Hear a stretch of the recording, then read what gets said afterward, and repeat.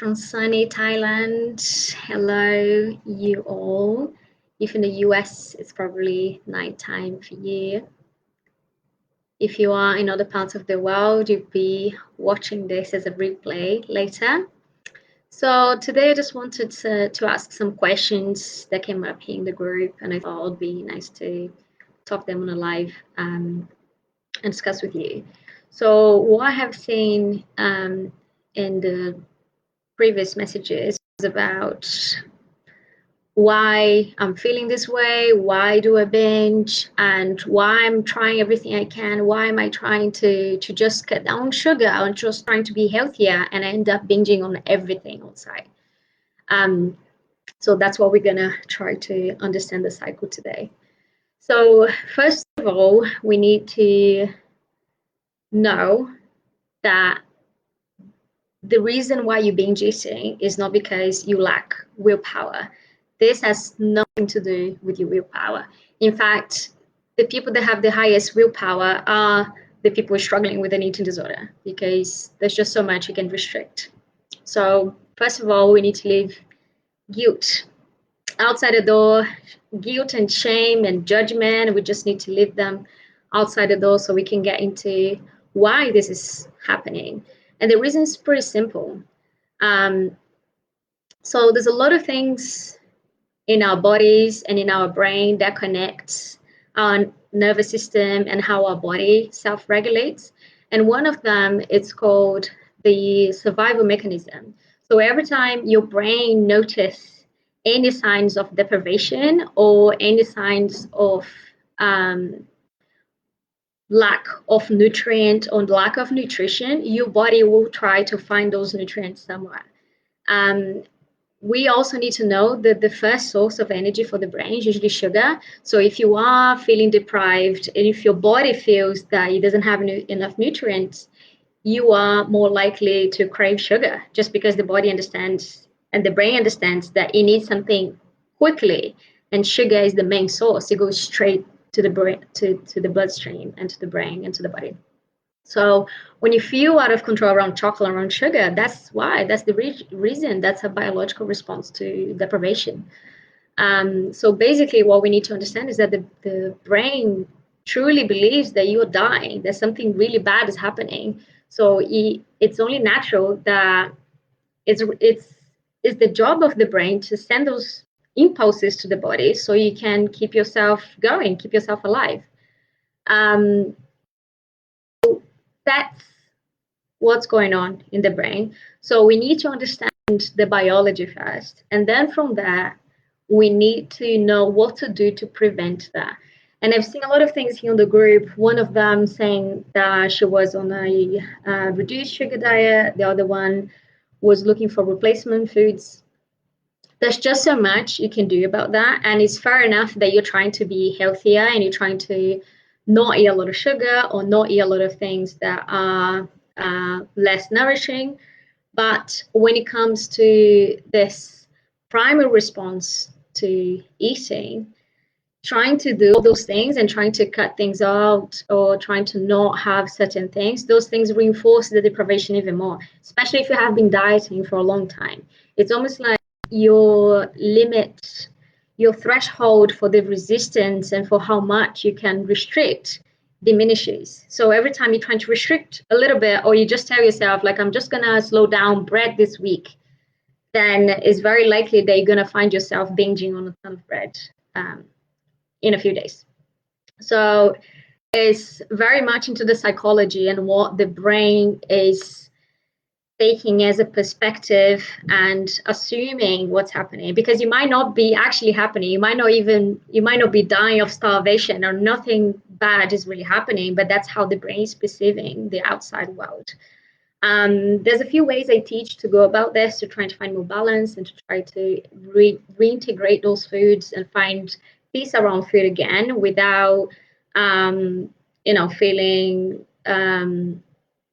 brain fog or feeling like worrying about you're going to gain weight, or without feeling uncomfortable around those foods in a really gradual way. So that's all my coaching program is about.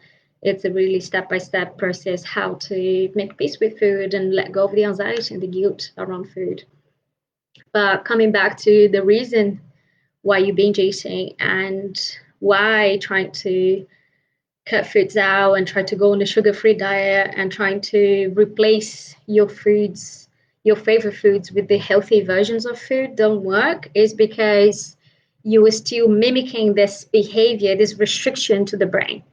So instead of going about trying to find replacements and what could be healthier, it's important to allow yourself to have the foods that you want to have. And if this is really hard for you right now, you can try to experiment with small amounts with something less sugary. Let's say that you are craving a lot of milk chocolate every day and that's all you can think about. So how about trying to incorporate some darker chocolate often, a few times a week, until you feel more comfortable with that and you feel more in control with that, and then you arrive in a place where you can eat chocolate again without feeling out of control. Because really the problem is not chocolate, the problem is not sugar itself, it's how much of it you feel like you have to have and your behavior around that. If it's feeling chaotic, if it's feeling out of control, if that's creating a lot of anxiety, it doesn't have to be this way. So the problem is not the food itself, it's how we behave around those foods. So this is all my food freedom program is about. So the takeaway I just want you to have today is to understand the binge restriction cycle. So every time you go on a diet, every time you restrict, even if it's a mental restriction, you're gonna end up binging at some point. If you're already on this loop, if you restrict for a bit and then you end up binging, and then to compensate the binge you restrict again, that's you in the cycle. And that includes exercise as well. If you're using exercise to compensate, and that is also, and you're also restricting, so let's say you binge and then next day you are working out, you at the gym, running for hours and not eating, that's stimulating more binge eating. So every time you do that, every time you're trying to compensate, you're actually keeping yourself in this loop. So the way to break the loop is to stop the compensation. So next time you have a binge, instead of going to, I need to do something about it, you actually sit with the discomfort and you explore your triggers, like what's making you feel this way, how's your diet been for the last few days, how's your last few weeks been, how much you're taking care of yourself, because I'm sure there's a lot of things that we don't want to see, we're just trying to avoid, and we over focus on the diet and the exercise and then we forget everything else. So the coaching is also really good for this reason. Sometimes there's a lot of things that we don't know that we are doing until we talk to someone. It's like, oh, okay, so I haven't been sleeping very well, I'm super drained, I'm super stressed, I'm not really taking care of myself. So instead of addressing those things, I'm just throwing myself into the restrict binge cycle. It's almost trying to find something to control, right? And food and exercise doesn't have to be one of those things. It can actually be fun and enjoyable and healthy, and you can have those things around you to make you feel better and happier, not to try to control life because you feel so out of control in other areas of your life. So that's how we find a good and healthy balance around food and also body image. Everything is very linked there, and that's what the cycle is about. So if you are going through the cycle, I'd love to know more about in the comments below. How does the cycle look like for you? Are you the kind of person that fasts, that restricts, that tries to cut foods out? Are you the kind of person who compensates at the gym? Do you purge? Are you bulimic as well? That's also very common as a compensation mechanism. And again, the solution is all the same for everyone, which is trying to break the restriction binge cycle. The minute you break that, the minute you stop trying to compensate after a binge and you're trying to just eat normally and regularly and stop the craziness around food, then the cycle ends and there is no more binge eating. Okay? It's totally possible for you. Some of you know my story already. So I struggled with bulimia and binge eating and compulsive emotional eating for over 15 years of my life. I've been recovered for nearly 9 now, and 6 of them helping people just like you to recover from an eating disorder. I've helped thousands of people. And also, what I wanted to bring to you today is a special offer that I have on my food program for the next month. So you can have £50, that would work out as $60 off um, the monthly subscription for my Food Freedom program. So basically, the way that it works is we meet every week for a session, 40-minute sessions, and then we explore all your barriers, we explore all your blind spots, and I set goals and intentions for you to work on week by week, and then we build up on top of that. There's a lot of accountability and a lot of tools, and it's really life-changing. So the structure that I use is called CBTE, which is the most effective structure, science proven, and there's so much things that back it up. It's the top number 1 in the world. And basically the way I work is we take full stock of your situation, all your history, everything that's going on with you, things that have happened in the past, health related, and I take all of that into consideration. We set a really clear goal for yourself, what you're trying to achieve. Then from there, we try to identify which area we need to work on first, because we're all very different. We all have different needs. So the main 3 areas are emotions, how to help you self-regulate, or how to help you identify your emotions and find safer way to feel your emotions.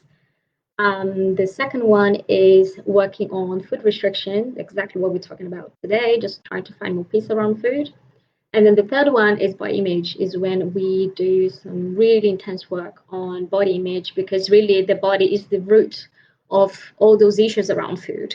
If you weren't feeling uncomfortable with your body image, you wouldn't be trying to go on a diet or trying to cut things out. Of course, there are in some cases we do it for health, but really the underlying is usually body and how we feel about ourselves. So those 3 areas are the main things that we work on. And then from there, we take a few sessions just working on what's going well, what's not going well, what still needs addressing. And then in the last few sessions, we just get ready to go. And then you just learn all the tools and how to self-coach and how to take care of yourself, so you can take everything that you learn here into the future with you, so you don't have to be seeing a therapist and a coach for the rest of your life. My goal is to really empower you to take care of yourself and to learn all the tools and techniques that you need to get out of this cycle and get out of this behavior. And I truly, truly believe that eating disorder is all about the lack of tools. Like, that's why we develop those things. We just don't know what to do with our emotions. We don't know how to take care of ourselves. We don't learn these things in school. And if you have the right tools and if you know what you're doing, if you're aware of the situations and the triggers, you can just apply the tool to fix the trigger, and then you're good. Then you're fully equipped to take care of yourself when you need. So that's it. I hope it was helpful. Please let me know if that brought some insights to you. I'd love to hear more about it.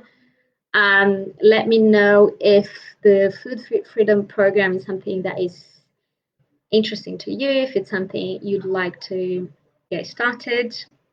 I'll put some links on the comments below here. If you want to schedule a call, we can talk on the phone. Yes, so thank you so much for watching, and I'll see you next time. Bye bye, everybody. Have a good rest of your evening.